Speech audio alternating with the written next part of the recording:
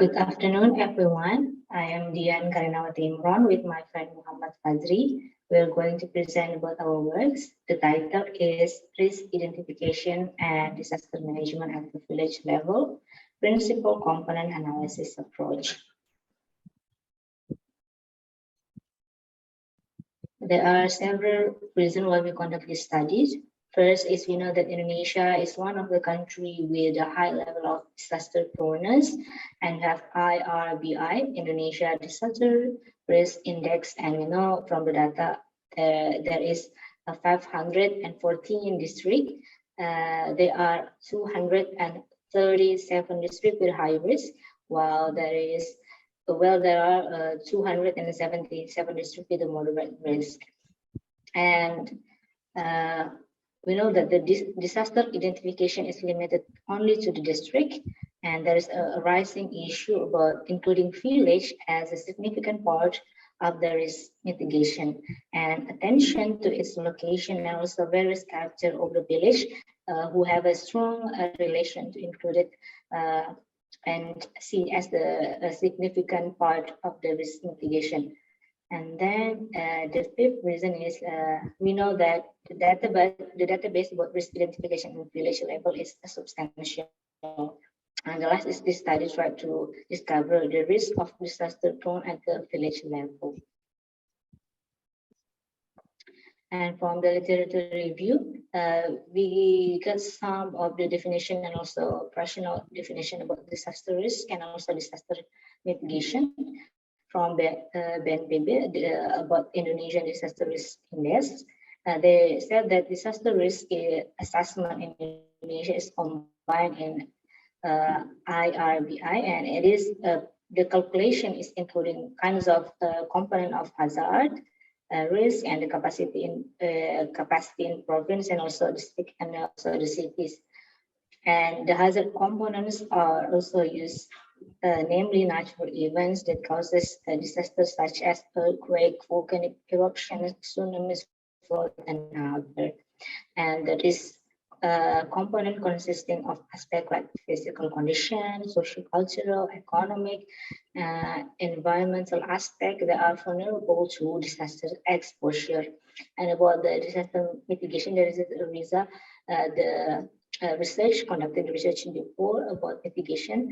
The operational definitions is mitigation is defined as an ongoing action taken to reduce or eliminate long-term risk to human property and also life, and focus on disaster avoidance and articulating avoiding the placement of people and also property in dangerous areas. Next. About the method of our studies, we conduct a quantitative approach, then do the qualitative to describe the result of the study.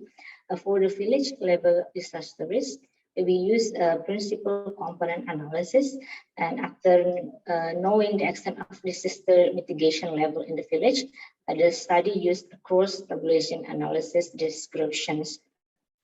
And secondary data were obtained through literature studies. First is from Central Statistic Agency or BPS, and the location used the basis for making a disaster risk index at the village level. There are 160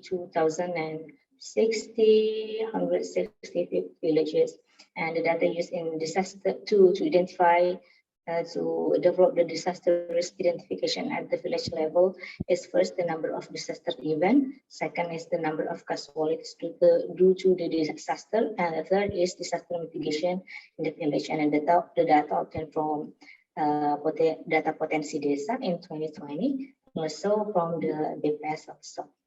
And the disaster in the question are devoted to the studies occurred in 2019 to March 2020, namely first landslide, flood, earthquake, tsunami, sea, tide, or winds or tornadoes, erupting mountain, forest, and land fires, and the last is 12.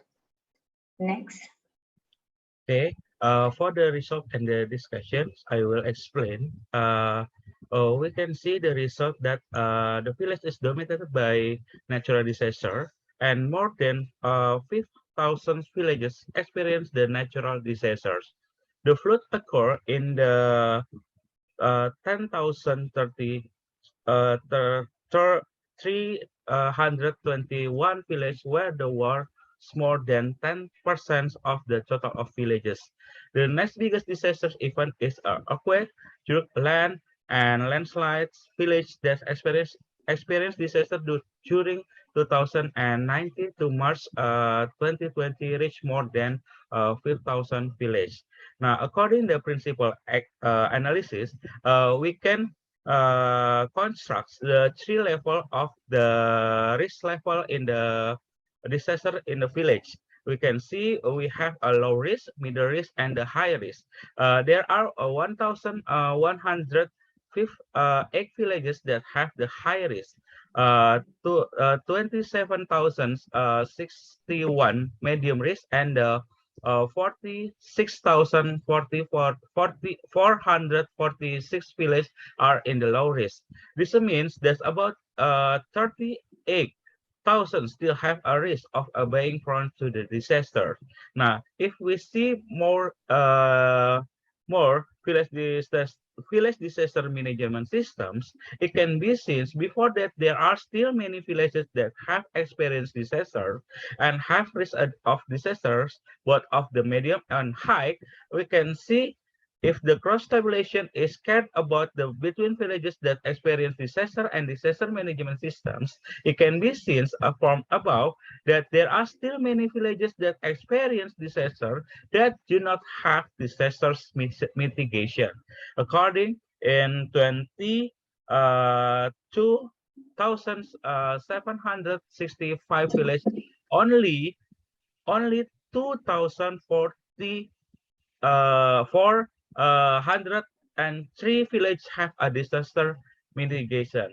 So we can have a conclusions at the village levels. Disaster can still be said to be quite low, especially in the floods, earthquake, landslide, and hurricane. In reality, uh, the village that experienced the disaster must have no disaster mitigation. Based on the PCA testings, most of them are still at a low risk, but there are still many villages that have moderate risk and high risk. This should be a concern from the government. So our recommendation is the village funds given annually can actually be used as a solution for the village to reduce the risk of impacts from disaster by holding disaster mitigation programs. Through the village fund, the village government can make a simple mitigation to reduce the risk of the impact from disaster. Okay, thank you very much from the us and see you.